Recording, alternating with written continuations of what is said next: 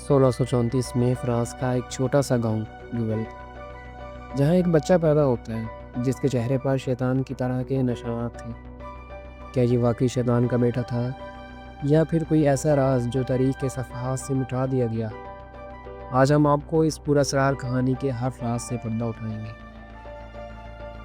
17ویں صدی کے فرانس میں ڈویل کے ایک عام گھر میں ایک بچہ پیدا ہوا، لیکن جب ڈاکٹر نے اسے دیکھا تو چیخ اٹھی۔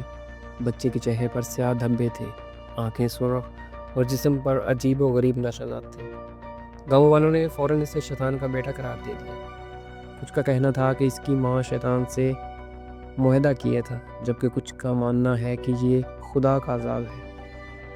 بچے کا نام رینالڈ رکھا گیا، لیکن اسے کبھی عام زندگی گزارنے کا موقع نہیں ملا۔ اس کے والدین نے اسے گھر کے ایک تاریک کمرے میں قید کر دیا تھا۔ گاؤں والے اس کے بارے میں بات کرتے تھے، خوف سے کانپ اٹھتے۔ کہا جاتا ہے کہ جب رینالڈ چلتا تھا تو کتوں کے بھونکنے کی آوازیں آتی تھیں اور درختوں کے پتے جھڑ جاتے تھے۔ لیکن کیا صرف یہ الزامات تھے یا پھر واقعی کچھ غیر فطری طاقتیں اس کے ساتھ تھیں؟ وقت گزرتا گیا، 40 سال کی عمر میں رینالڈ کی پراسرار موت ہوتی ہے۔ کہا جاتا ہے کہ اس کی لاش کو دفنانے والے پادری نے دیکھا کہ اس کا چہرہ مکمل طور پر سیاہ ہو چکا تھا اور اس کی آنکھیں کھلی ہوئی تھی، جیسے وہ کسی کو دیکھ رہا ہو۔ گاؤں والوں نے اسے ایک خفیہ جگہ پر دفنا دیا اور اس کی قبر کو کوئی نشان تک نہیں دیا۔ لیکن اس کے بعد گاؤں میں عجیب و غریب واقعات ہونے لگے۔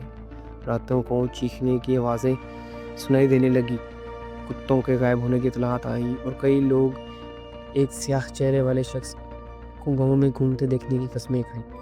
آج بھی ڈویل کے لوگ رینالڈ کی کہانی سناتے ہیں۔ کچھ کا کہنا ہے کہ اس کی روح ابھی بھی گاؤں میں بھٹکتی ہے، جبکہ کچھ کا ماننا ہے کہ اس کا جسم کبھی سڑا ہی نہیں۔ سائنسدان اس پر یقین نہیں کرتے، لیکن کیا آپ یہ ماننے کے لیے تیار ہیں کہ شیطان کے بیٹے جیسی کوئی چیز نہیں ہوتی، یا پھر یہ کہانی صرف ایک ایسے سچ پر مبنی ہے جسے چھپایا گیا ہو؟ اگر آپ کو یہ کہانی پسند آئی ہے تو لائک کریں، سبسکرائب کریں اور اپنے دوستوں کو لازمی شیئر کریں۔ کمنٹ میں بتائیں کہ آپ کا کیا خیال ہے کہ رینالڈ واقعی شیطان کا بیٹا تھا